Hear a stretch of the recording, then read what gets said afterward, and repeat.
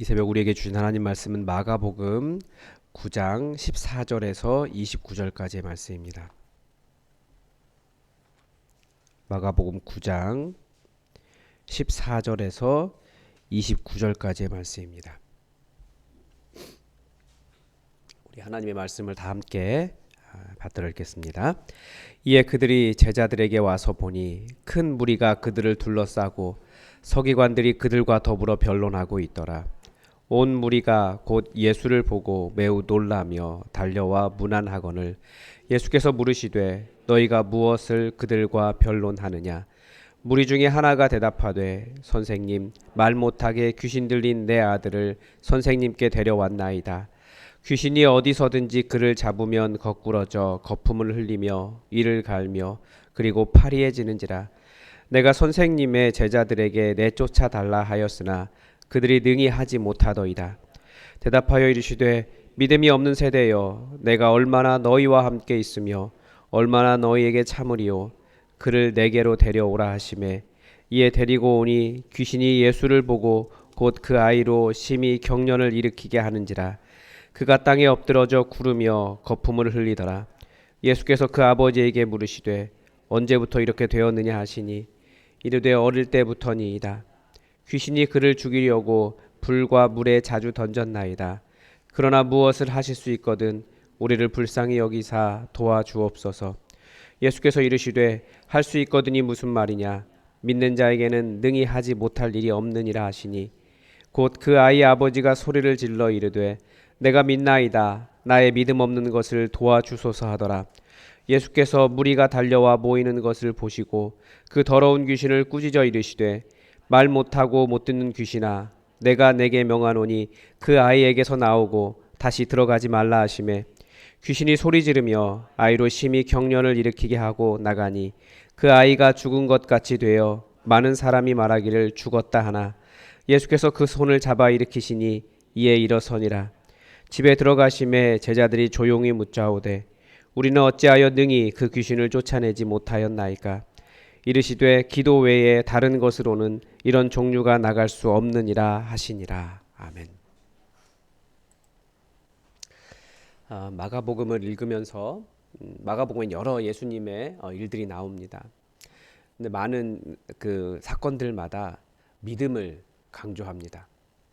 친구들이 중풍병자를 메고 와서 예수님 계신 곳에 지붕으로 그 친구를 내릴 때 예수님은 그들의 믿음을 보셨다라고 되어 있습니다. 거친 풍랑이 이는 바다에서 죽겠다고 예수님 깨울 때도 바다를 잠잠하게 하신 후에 예수님께서 하신 말씀은 어찌하여 이렇게 무서워하느냐, 너희가 어찌 믿음이 없느냐 하셨습니다. 12의 중풍병으로 고생하다가 예수님의 옷을 만지고 치유된 여인을 향해서도 딸아, 내 믿음이 너를 구원하였으니 평안히 가라 하셨습니다. 딸이 죽었다는 소식을 듣고 아무 말도 못하고 있던 회당장 야이로에게도 두려워하지 말고 믿기만 하라 라고 하셨습니다. 우리는 여기서 믿음이 무엇인가 라고 하는 질문을 던질 수밖에 없죠. 마가복음에서 믿음은 예수님께서 우리에게 요청하신, 회개하고 하나님 나라로 들어갈 사람들에게 요청하신 첫 번째 명령입니다. 회개하고 복음을 믿으라 라고 하셨습니다. 우리에게 복음을 믿으라는 거예요. 이 복음에 대한 이해가 각자가 좀 차이가 날 수 있지만 마가복음에서 우리가 듣기를 원한 소식은 하나님의 아들 예수 그리스도예요.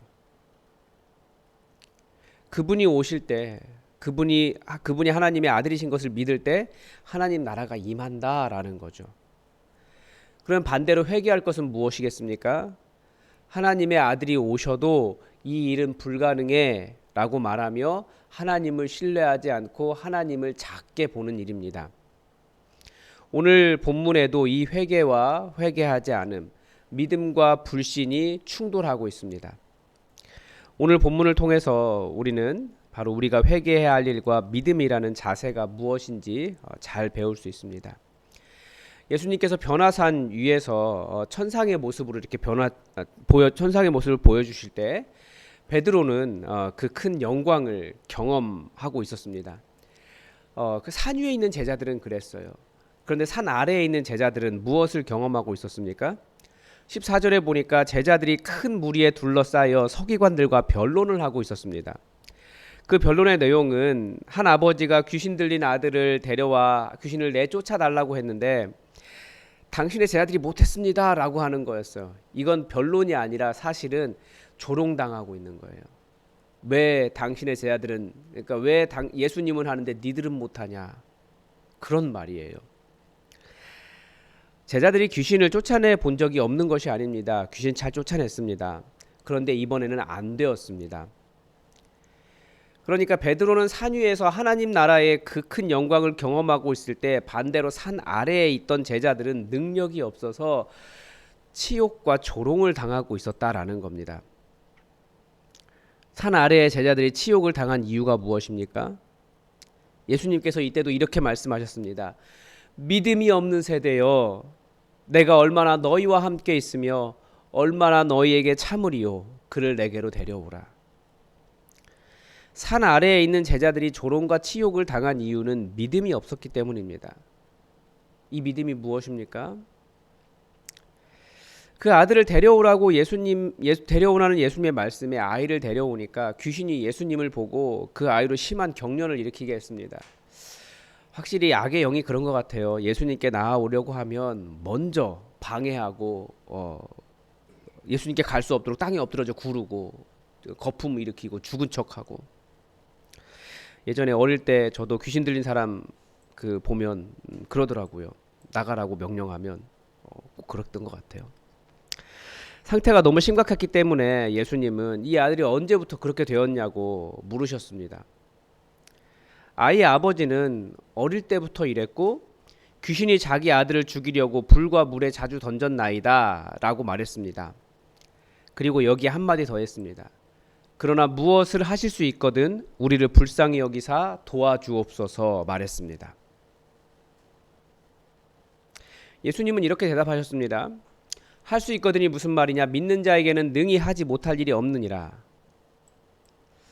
예수님은 이때도 우리에게 이 믿음의 문제, 그 아버지의 믿음의 문제를 지적하셨습니다. 그러자 이 아버지가 소리를 질렀습니다. 내가 믿나이다. 나의 믿음 없는 것을 도와주소서. 예수님은 이 아들에게서 귀신을 그리고 쫓아내 주셨습니다. 이 아이의 아버지에게는 진짜로 믿음이 없었습니다. 그런데 무엇이 그에게 믿음이 되었습니까? 자기의 믿음 없는 것조차도 예수님께 좀 도와달라고 예수님께 구하는 것이 믿음이 되었습니다. 우리는 믿는 자이지만 할 수 없는 것이 너무 많은 사람들입니다. 맞습니다. 우리가 할 수 있는 일이 별로 없습니다. 그런데 그게 때로는 내가 할 수 없는 것이지 하나님도 할 수 없는 것입니다 라고 말할 때가 있다라는 거예요. 그게 우리가 회개해야 할 것입니다. 나는 할 수 없지만 하나님은 하실 수 있습니다. 하나님이 하실 수 있다라는 것을 아는 사람들은 뭐 하겠습니까? 기도하는 겁니다. 제자들은 예수님은 하실 수 있다는 믿음이 없었겠습니까? 자기들도 귀신 쫓아내 봤는데. 누구보다도 가장 잘 아는 사람들이 제자들이었을 겁니다. 그러니까 예수님께서 말씀하신 지적하신 믿음의 부분은 어떤 사실을 믿는 것을 믿음이라고 하지 않으십니다. 제자들의 믿음 없음은 기도 없음과 연결이 되고 있습니다. 그러니까 물리적으로 예수님이 계시지 않을 때 예수님을 믿는다는 것은 예수님께서 우리 기도를 들으신다는 것을 믿고 끝까지 기도하는 것입니다. 그냥 어떤 사실을 인정하지만 기도하지 않는다는 것은 실제 믿는 것이 아닙니다. 변화를 생각하지 않는 거거든요. 하나님께서 행하실 수 있다라고 하는 그 변화를 생각하지 않는 것이기 때문에 실제로 믿는 것이 아닙니다. 기도란 아주 단순하게 주님께서 행하실 것을 믿기 때문에 주님 앞에 나아가 구하는 것입니다. 기도 이외의 다른 것으로 하나님의 능력을 경험할 수가 없습니다. 예수님께서 가르쳐 주신 방법이 이거예요. 정말 믿느냐? 그러면 기도해라. 예수님께서 이제 예루살렘으로 향해 가시는데 십자가에서 죽으시고 부활하시고 승천하시면 이제 제자들과 함께 하실 수가 없습니다. 물리적으로. 그때 우리에게 요구되는 것이 무엇이겠습니까? 그때는 예수님의 권능을 기다리며 기도하는 것입니다. 내가 능력이 있는 게 아니니까. 우리의 믿음은 예수님께서 일하신다는 것을 믿기에 기도하는 것입니다. 우리도 사역할 때 거스르는 환경들이 가득합니다. 나는 된다고 말하지만 실제로는 안 돼요. 복음을 전하려고 하는데 계속해서 거절당합니다. 강력하게 거절하는 귀신 들린 사람처럼 악한 영의 역사가 있으면 아예 복음에 가까이 오지도 못하게 모든 상황들을 막고 그 사람 자체를 거꾸러뜨립니다. 안 된다고 인정하고 그만하고 싶은 것들이 가득합니다. 그런데도 기도하지 않으면 하나님의 일을 볼 수 없고 결국 세상으로부터 강력한 공격과 조롱을 당할 뿐이라는 겁니다. 믿음 없으면 조롱당합니다. 기도하지 않으면 조롱당합니다. 그런데 믿음이 있으면 기도합니다. 지금 우리가 부흥이 없다라고 하는 시대를 살아가고 있습니다. 강력한 교회를 저항하는 시대를 살아가고 있습니다. 우리가 무엇 해야겠습니까? 한국 교회가 조롱을 당하는 이유는 정말 믿고 기도하지 않기 때문이라고 말할 수 있는 겁니다. 믿음이 있으면 기도합니다. 믿음은 우리의 모든 상황이 그러함에도 불구하고 우리 하나님께서 일하신다는 것을 믿기에 그분께 이 문제를 해결해 주십시오. 복음이 증거되고 하나님의 부흥이, 하나님의 영광이, 하나님의 치유가, 하나님의 해결하심이 있게 하여 주시옵소서. 하나님께 기도하는 것입니다. 진짜 믿는다면 주님이 일하실 때까지 기도하십시오. 오늘도 하나님의 뜻이 우리에게 이루어지기를 주기도문으로 기도하겠습니다. 하늘에 계신 우리 아버지, 아버지의 이름을 거룩하게 하시며 아버지의 나라가 오게 하시며 아버지의 뜻이 하늘에서와 같이 땅에서도 이루어지게 하소서. 오늘 우리에게 일용할 양식을 주시고 우리가 우리에게 잘못한 사람을 용서하여 준 것 같이 우리 죄를 용서하여 주시고 우리를 시험에 빠지지 않게 하시고 악에서 구하소서. 나라와 권능과 영광이 영원히 아버지의 것입니다. 아멘. 여러분 오늘도 기도를 몇 가지 부탁을 드립니다. 오늘 현영이 수술합니다. 여러분 현영이 하나님께서 붙잡아 주시고 깨끗하게 치유해 달라고 여러분 같이 기도해 주시기 바랍니다. 그리고 오늘도 캠퍼스 복음화를 위해서 함께 우리 기도합시다. 코로나 이후에 캠퍼스 환경이 너무나 달라졌습니다. 이전의 전도 방식을 답습하는 것이 아니라 이 시대와 상황에 맞는 전도가 필요한 때입니다. 그래서 시대를 읽는 통찰을 달라고 우리 지혜를 달라고 기도합시다. 그런데 전도는 기본적으로 예수 그리스도의 이름 전하는 것입니다. 전도의 기초를 놓치지 않도록 또 함께 기도해 주시기 바랍니다. 새로운 방법이라고 할지라도. 그리고 대학 생활을 통해서 많은 대학생들이 복음을 받아들이는 인생의 전환이 일어날 수 있도록 캠퍼스 전도를 열어달라고 기도합시다. 그리고 복음을 전하는 주체는 하나님이십니다. 성령의 바람이 캠퍼스를 뒤덮을 수 있도록.